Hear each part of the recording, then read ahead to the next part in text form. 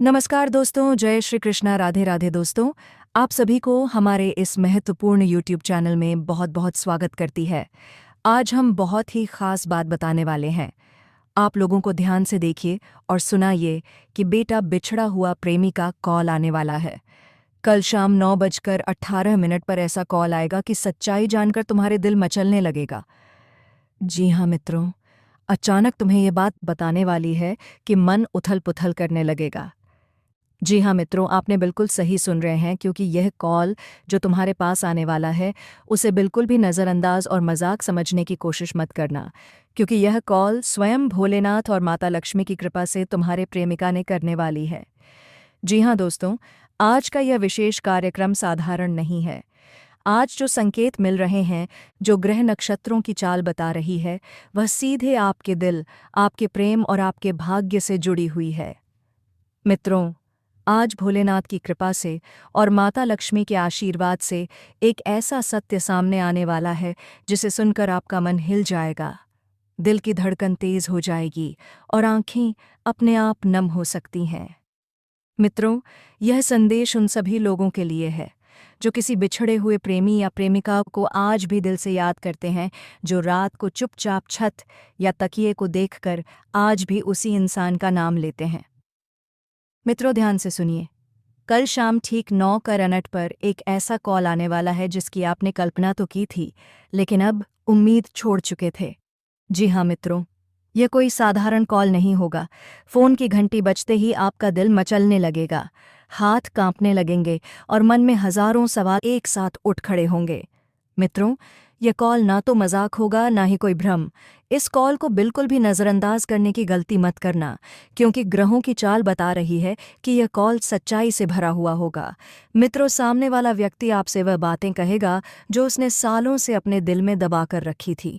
वह स्वीकार करेगा कि अलग होने का दर्द सिर्फ आपको ही नहीं, उसे भी हर रोज़ जलाता रहा है। मित्रों, इस समय चंद्रमा और शुक्र का विशेष योग बन रहा है जो पुराने प्रेम को फिर से जागृत करता है।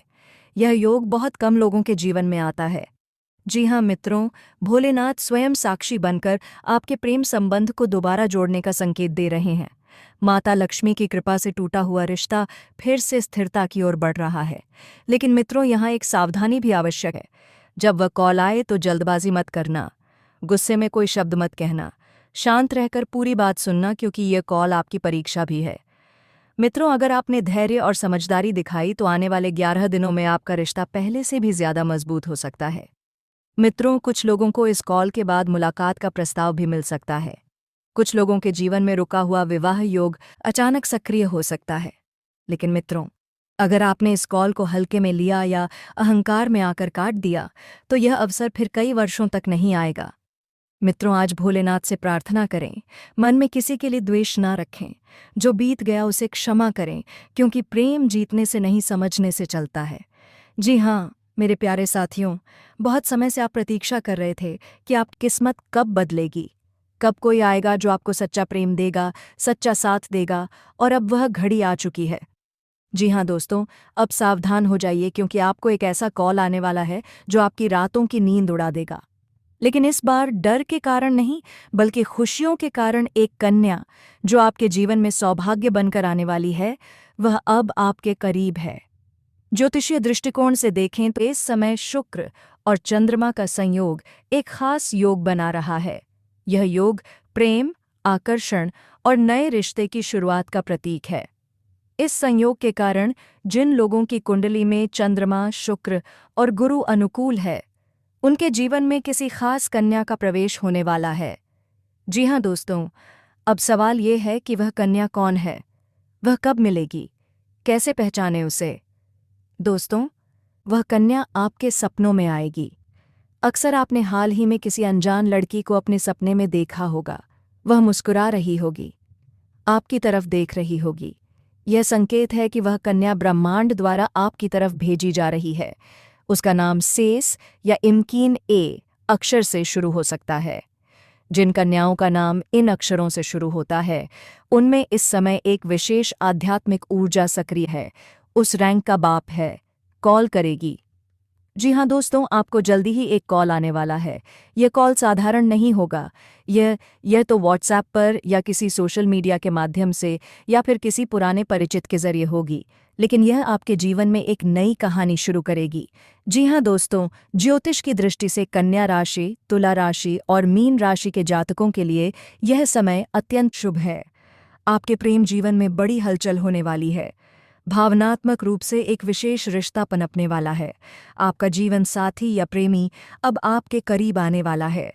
शुक्र और चंद्र की युति से यह संकेत मिल रहा है कि आपके जीवन में अब प्रेम का वो सुख मिलने वाला है जिसका आपने वर्षों तक इंतजार किया था।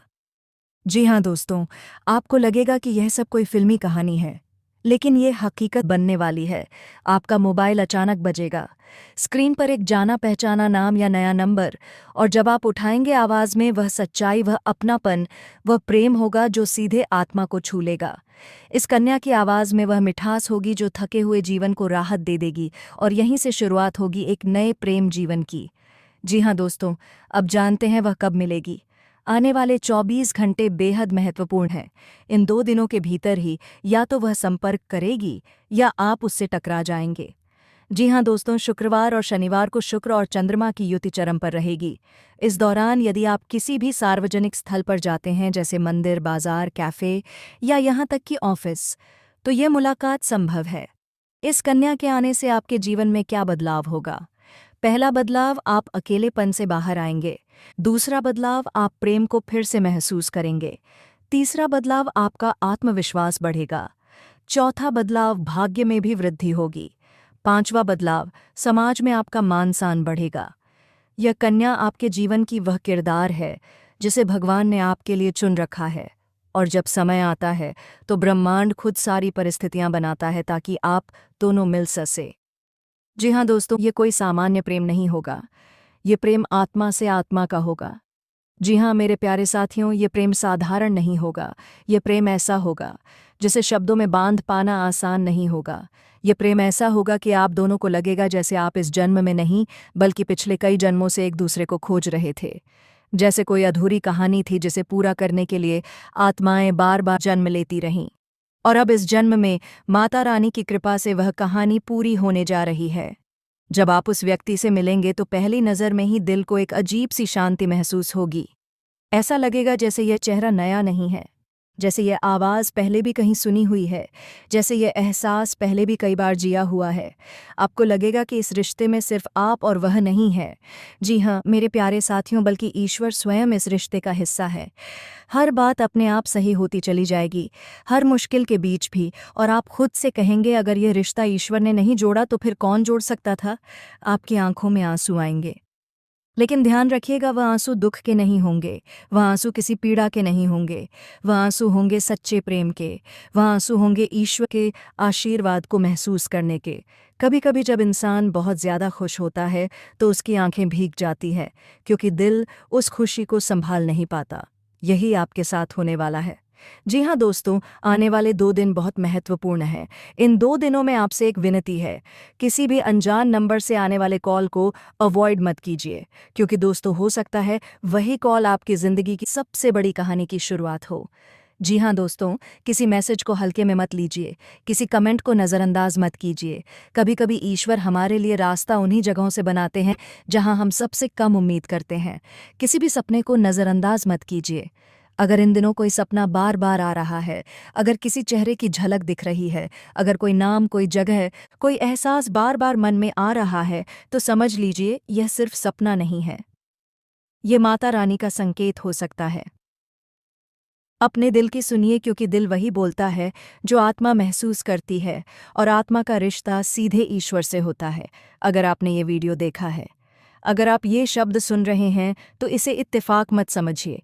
समझ लीजिए कि भगवान ने आपको ये संदेश देने के लिए चुना है।